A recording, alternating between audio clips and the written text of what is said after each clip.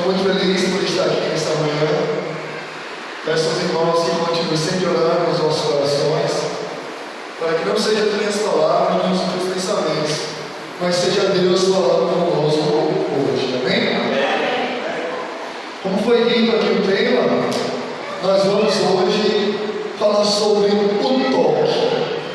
E aí vocês podem começar a lembrar, né, de algumas pessoas que tocou, foi curado, que tocou em Jesus, mas não é desse toque que nós vamos falar hoje, não é dessas pessoas que foram curadas. Vamos abrir as nossas Bíblias. Vamos aprender hoje sobre uma história do livro de 2 Samuel. 2 Samuel, capítulo 6.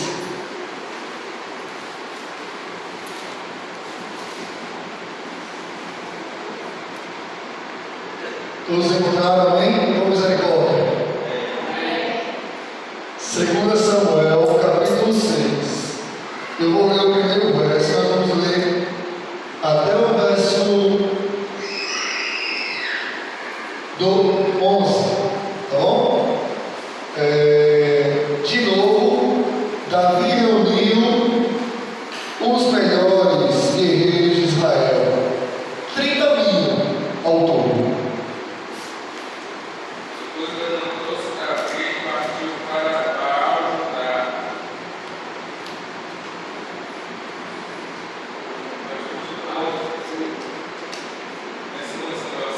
Essa é a que eu estou lendo. 2 Samuel 6, versículo 2.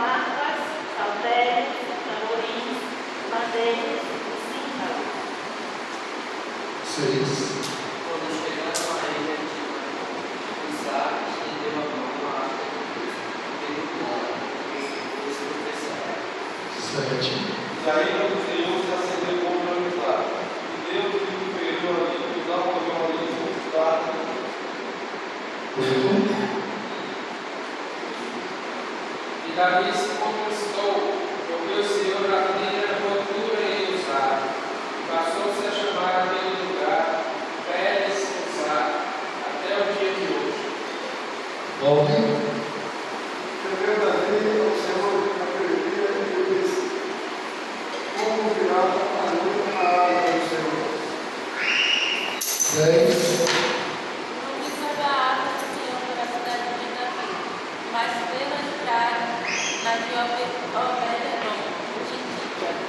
E 11. E ficou a arca do Senhor em casa de Obed-Edom, e Jefté 3 vezes, e o Senhor o abençoou e a toda a sua casa. E o 12 diz assim: e disseram ao rei Davi: o Senhor tem abençoado a família de Obed-Edom e tudo que ele possui por causa da arca de Deus. Então Davi, com grande festa, foi à casa de Obed-Edom e ordenou que ele levasse a arca de Deus para a cidade de Davi. Começamos aqui agora a entender uma história que muitas vezes nós começamos a lê-la e começamos a entender que tipo de reverências nós precisamos ter para as coisas de Deus. Nós começamos a ouvir a história de um homem chamado Uzá, um homem que morreu por tentar fazer o quê? Tocar na arca. Ajudar a segurar para não cair. queria ajudar.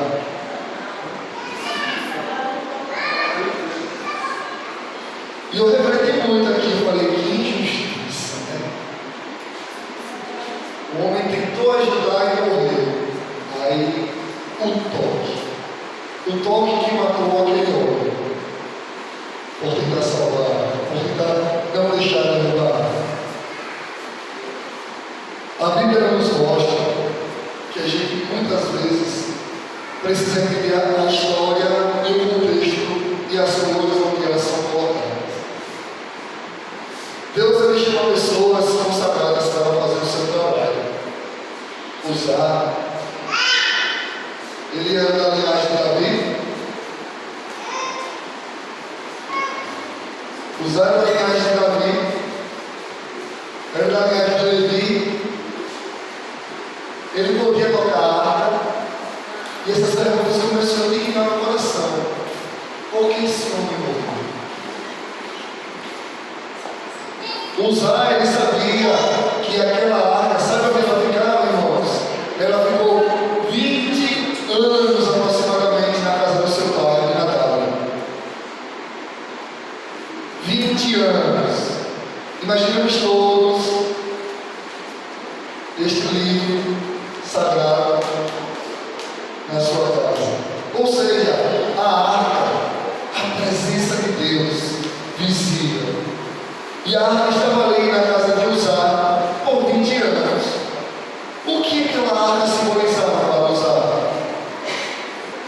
Será que ela tinha uma significância espiritual, sagrada, santa?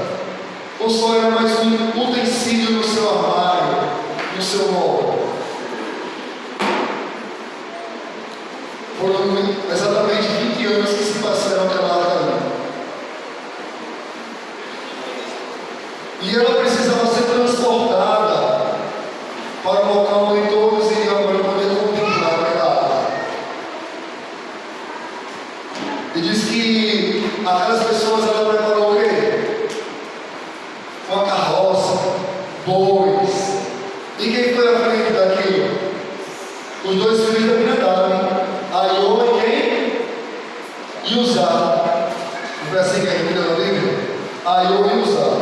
Imaginemos aqui, ó, Aiô, Uzá, a carroça e ele tirando. Imaginemos aquele homem guiando para poder chegar no local o qual tinha sido escolhido para que ele chegasse naquele momento. E ele na direção de quantos homens? 2 homens? 3 homens? Quantos mil?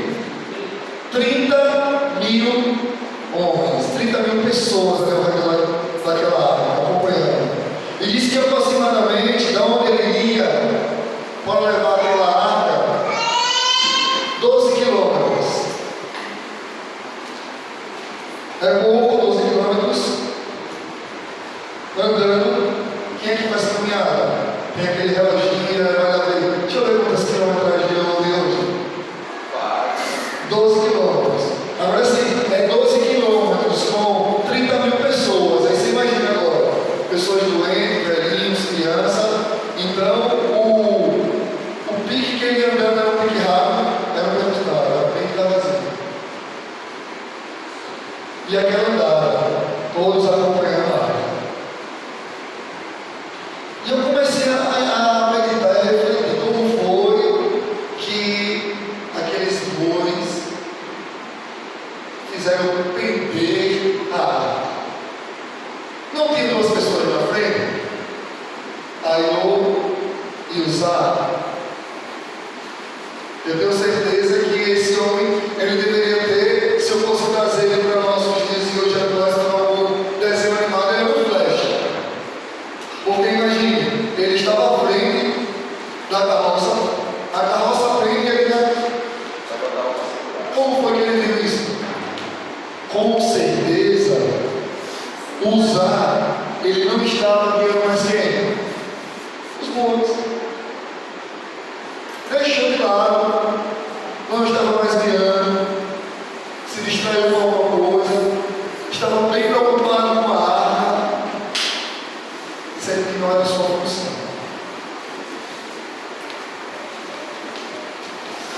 Em nossa vida, muitas vezes, irmãos, nós queremos colocar o nosso toque, queremos colocar o nosso dedo nas coisas sagradas de Deus.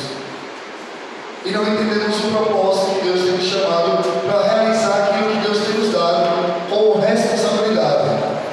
Ou, melhor, tratamos as coisas de Deus com leviandade, com irreverência.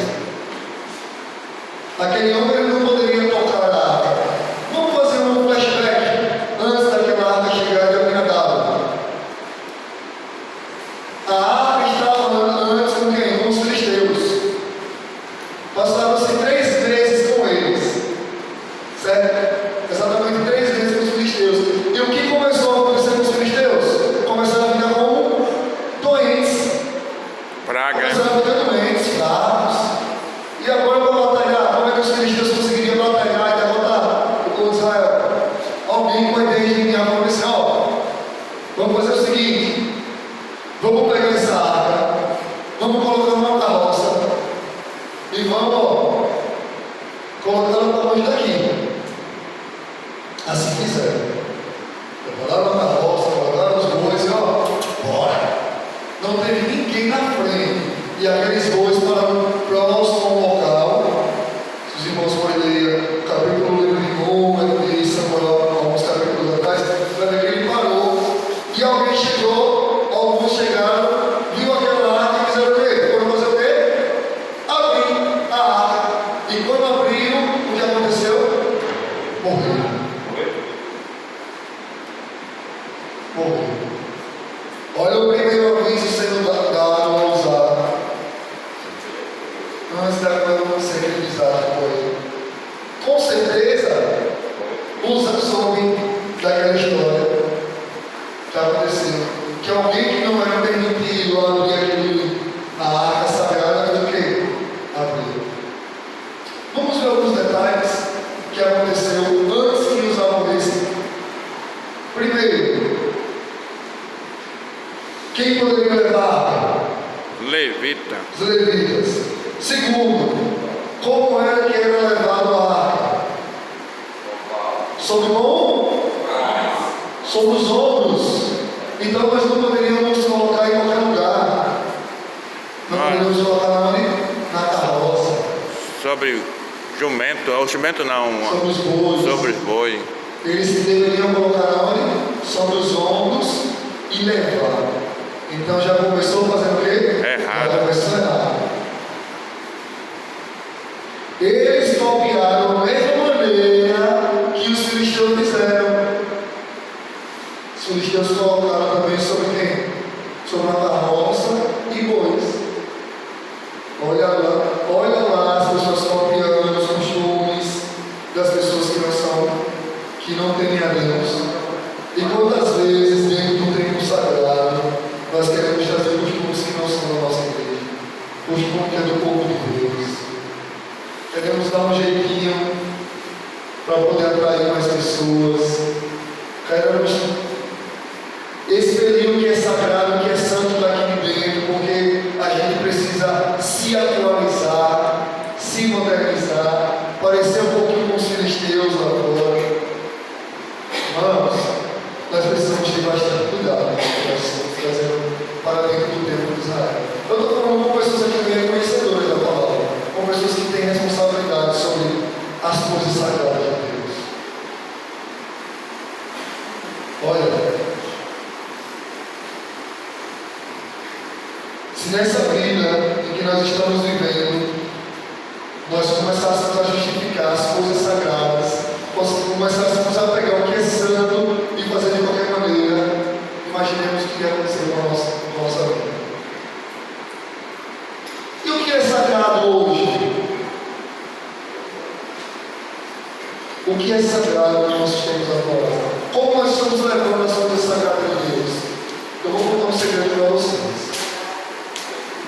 A gente pensa que consagração começa dentro da igreja.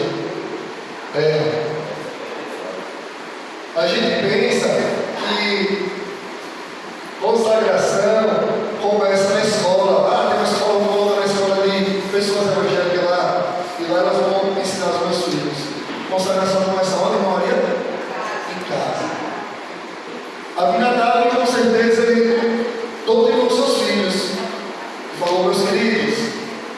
essa arca é sagrada, ela é santa.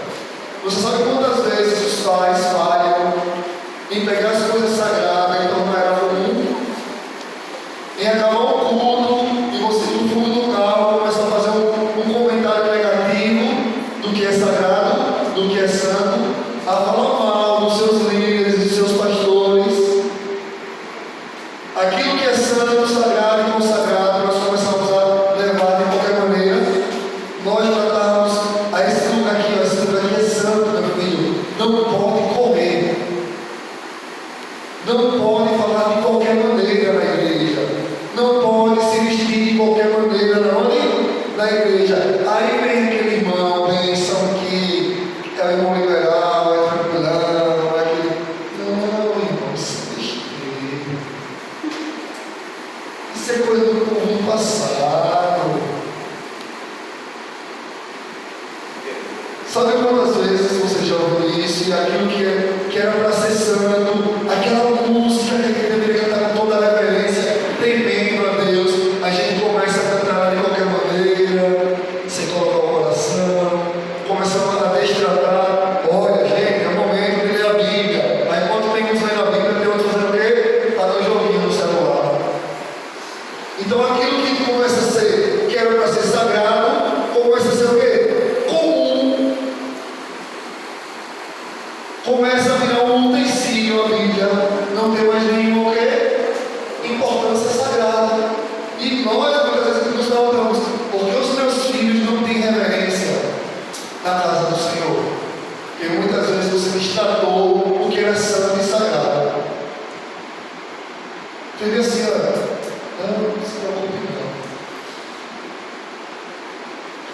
Todo mundo conhece aqui a história da Ananias e Safira, conhece?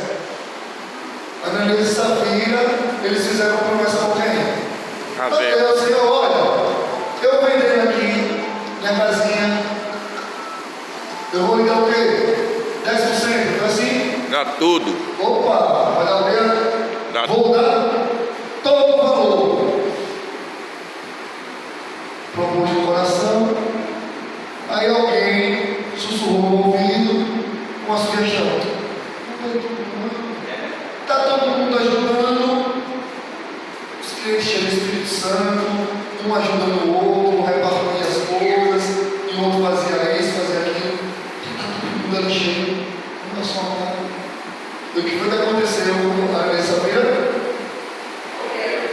Foi como? Instantaneamente, na hora. Usar. Pedro diz assim, não mentiste aos homens. Não menti para aqui para os homens. Mentiste Usar a Deus. não foi diferente. Aí eu falei assim, eu não estou satisfeito com essa resposta ainda. Só porque ele não era, ele quis fazer uma coisa boa. Só porque ele não era um levita consagrado, a tribo de Levi.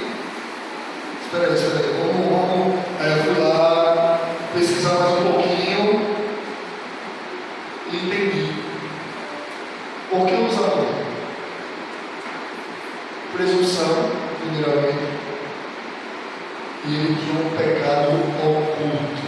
Ele para casa, o profeta fala que usar tinha um pecado oculto, que não poderia naquele momento estar ali, naquele local, fazendo o que ele fez.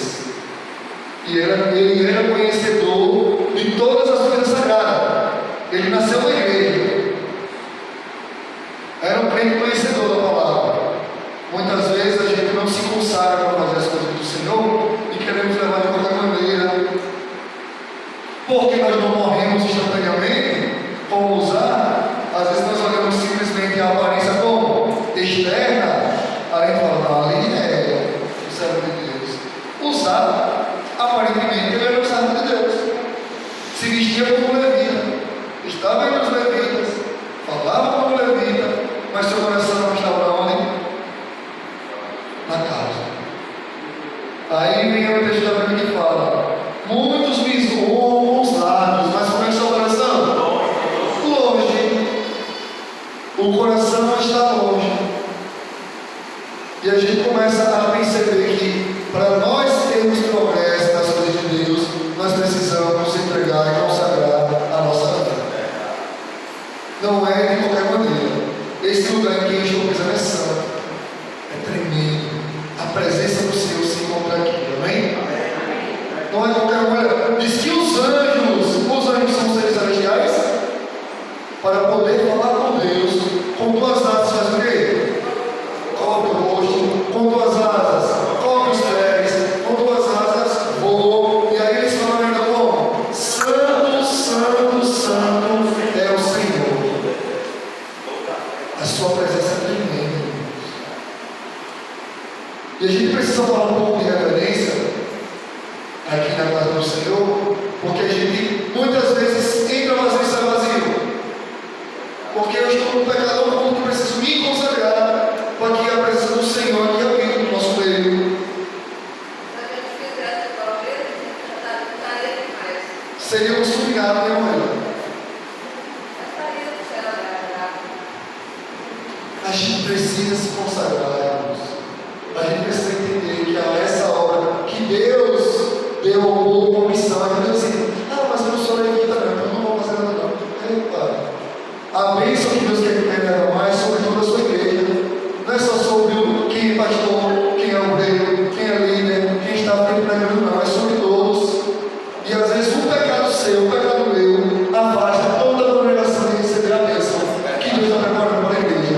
A gente leva muito na brincadeira que um pecado oculto. Irmãos, a gente precisa confessar o nosso pecado. Precisamos ter reverência com as coisas de Deus. Precisamos nos consagrar. Não faça nada de última hora, não. Deus fica tão triste. Deus vê, Deus sabe. É como está escrito no livro de Atos: olha, você não está mentindo para mim, não. Você está mentindo para quem? O Espírito Santo, meu Deus. Não se engane. Eu não sei se vocês já fizeram isso. Em alguma atividade, em algum serviço, você tem que fazer 10 vezes aqui, sei lá. Aí tem uma turma boa fazendo, umas 50, 30 pessoas. Aí você já está nas últimas, cansado. Aí vai você fazer 10, você faz quanto? 8. Aí sobe 8 vezes aqui. Aí você já viu aquela frase: você não está enganando quem? Ao professor. Você está enganando quem? A si A próprio. você mesmo. Sabe quantas vezes nós cristãos não nos enganamos a nós mesmos que nós somos bons cristãos? Estamos nos vestindo bem, estamos vivendo bem a nossa vida religiosa e não temos necessidade de um Salvador, que nós não precisamos ter um Salvador. Usar na sua cabeça, ele não precisava confessar o pecado, porque o quê? Ninguém sabia. Para que eu vou? Mas ele precisava confessar para quem? Para Deus. Aqueles 30 mil homens que ali se encontravam não sabiam o pecado que usar. Mas aqueles 30 mil homens iam usar fazendo o quê? Morrer. Vamos dar uma pausa e congelar aqui. Suponhamos que usar não fosse botar a mão, ele conseguisse salvar. Vamos lá imaginar. Imagina aquela nação todinha vendo usar fazer aquilo. O que ia acontecer com usar? Ele seria bom agora? Aplaudido. Não é assim? Uma boa ação. Quem estava para poder agora subir no trono? Era Davi, não é isso? E agora vamos imaginar usar agora, sendo aplaudido por todas aquelas pessoas, e ao invés de Davi subir no trono, quem iria? Usar. Olha que a obra ele fez com as pessoas. Tentou segurar o quê? A arca para que ela não caísse. Será que as pessoas agora não iam colocar o usar em um patamar superior, sendo que ele não é uma pessoa que poderia estar naquele patamar? Quem era que escolhia o rei? Deus. E naquele momento, usar não poderia tomar nada de tudo. E ele tomou de tudo que ele não poderia fazer. Sabe quantas vezes eu já botei a mão no que eu não podia fazer? E ainda a bênção não recai sobre a minha vida, porque eu quis fazer do meu jeito a obra, que não é minha, a obra do Senhor. Sabe quantas vezes a arca ficou lá com os filisteus e ninguém morreu? Por que ninguém morreu? Que as misericórdias do Senhor faz o quê? Tudo. Mas nós, quando somos conhecedores do pecado, somos conhecedores do que devemos fazer, e nós não fazemos,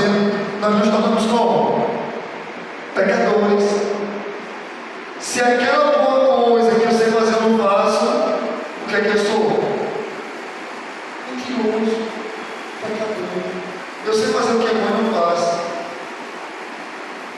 As misericórdias do Senhor dura. E Ele também nos permite. É o tempo da ignorância. A partir do momento que você é conhecedor, nós vamos pagar pelas consequências que nós cometemos dos filhos. E Uzias foi fulminado instantaneamente para que pudesse dar exemplo a quem? As pessoas que estavam ali. Senão qualquer pessoa iria colocar a mão nas coisas sagradas do Senhor. Qualquer pessoa iria agora fazer o que não poderia ser feito. Tocar a harpa. Queridos irmãos, aqui no livro de capítulo 13 de 1 Crônicas, vou ler um pouquinho, fala assim, ó. Depois de consultar todos os oficiais, cerca de 30.000 e de 100, Davi disse a toda a Assembleia: se vocês estão de acordo, se esta é a vontade do Senhor nosso Deus, enviemos uma mensagem ao nosso irmãos, em todo o território de Israel, e também aos sacerdotes e aos levitas que estão com ele em sua cidade, para virem e unir-se a nós. Vamos trazer de volta a arca do nosso Deus, pois não nos importamos com ela durante o reinado de quem? De Saul. Durante o reinado de Saul, a arca do Senhor estava como? Esquecida. Qualquer jeito lá, jogada. Toda a Assembleia concordou, por isso pareceu bom a todo o povo. Então, Davi reuniu todo Israel, desde o rio de Sião até o Egito, até levou a morte, para trazer a Kiriat e Jearim, a arca de Deus. E aí no versículo 11 fala: Davi ficou contrariado, porque o Senhor, em sua ira, havia fulminado a quem? A Uzá. E até hoje, aquele lugar foi chamado de Pérez Uzá. Como foi que Davi ficou? Furioso, zangado. Imagina agora, ao invés de Davi pegar a arca e levar para sua casa, sabe o que Davi fez? Epa, eu não vou levar não. Uzá foi tocar na arca. O que aconteceu com ele? Morreu. Eu vou sair daqui. Vou fazer o que na minha casa? Vou dar uma revisão na minha casa. Ver se tem alguém em pecado. Ver se tem alguma coisa errada. Vou dar uma arrumada na onde? Na minha casa primeiro. Para depois eu voltar e levar a arca para onde? Para o nosso reino. E assim Davi fez. Você sabia que Deus não precisa de advogado?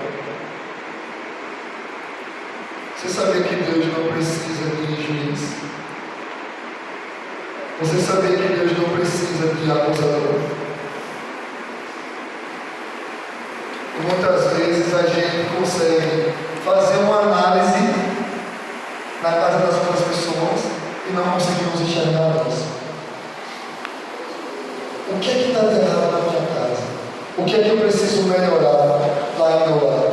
Por que a minha família não está bem? Por que os meus filhos não estão na igreja?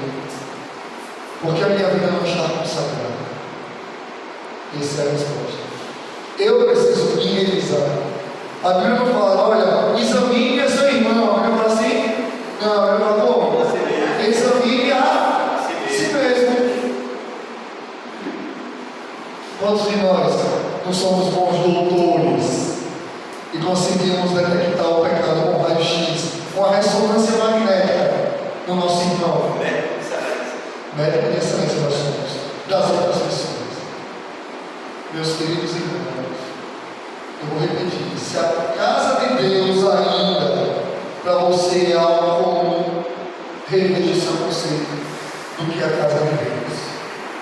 Reveja o seu conceito do que é as coisas sagradas do Senhor, porque aqui é o santo templo. E a Bíblia fala, olha, o Senhor está no seu santo templo. Cale-se o quê? Diante dele toda a terra. Santidade e reverência é o que se precisa. Olha o que fala no livro de Romanos.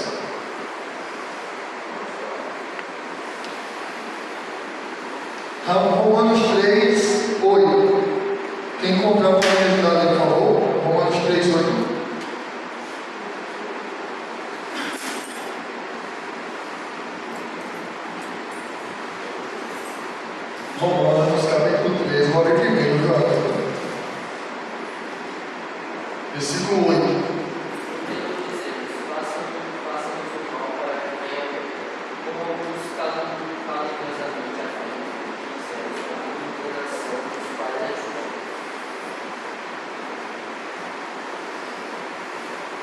E aí na minha Bíblia tem essa parte que fala: a condenação dos tais é merecida. Esse texto lembra algumas coisas a vocês, ó. Qual é a pergunta? Façamos o mal para que venha os bens? O fim não justifica os bens, muitas vezes. E às vezes nós queremos justificar porque eu estou fazendo algo errado. Ei, irmãos, paremos de justificar nossos erros. Façamos uma revisão. Porque em nossa vida nós precisamos nos consagrar para poder tocar nas coisas sagradas do Senhor. E nós queremos habitar num lugar chamado de santo. Olha o que aconteceu depois que a arca chegou no livro de Salmos, capítulo 24.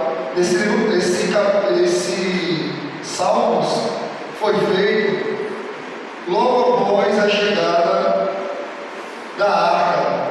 O povo de Israel começou a rodear o templo, certo? A cidade, refugiada ali de Jerusalém. E eles começaram a citar esses salmos, bem assim, ó, falando: o Senhor é a terra e tudo que nela existe, o mundo e os que vivem nela. Pois Ele que fundou sobre os mares e firmou sobre as águas. Quem poderá subir ao santo monte? Quem poderá entrar no santo lugar? Aquele que tem o quê? Limpo de mão, puro de coração, que não recorre a quem? Aos ídolos, nem jura por deuses falsos. Ele receberá as bênçãos do Senhor, e Deus, o seu Salvador, lhe fará justiça. Se assim aqueles que o buscam de toda a tua face, ó Deus de Jacó. Agora vendo, a